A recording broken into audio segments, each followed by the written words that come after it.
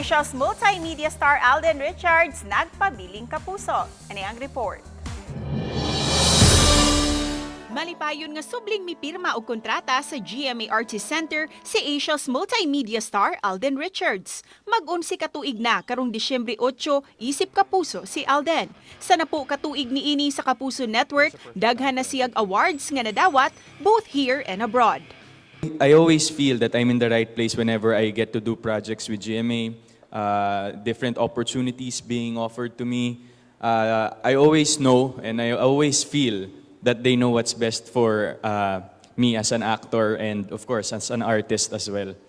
Mapasalamaton usab kini sa mga oportunidad nga gihatag kaniya sa GMA. Samtang mainitong gidawat sa management ug gitimbaya sa mga dagkong opisyal ang subling pagpirma ni Alden og kontrata.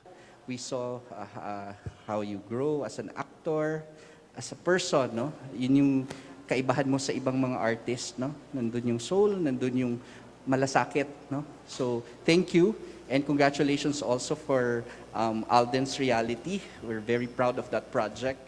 You are a living proof na dahil ikaw ay homegrown sa GMA, ang mga artista sa GMA ay sumisikat na kamukha ng pagsikat mo. Thank you. Gaya ng sinabi ng iba, mabuti kang tao, your heart is in the right place, kaya pinagpapala ka ng Panginoon. Sa akin tingin, malayo pa ang mararating mo bilang artista. Proud to be a kapuso si Alden Richards og excited kini sa mas daghan pang mga oportunidad o proyekto nga giandam alang kaniya sa Kapuso Network. Uban ni Clans Gabutin, Cecil Kibod Castro, Balitang Bisdak.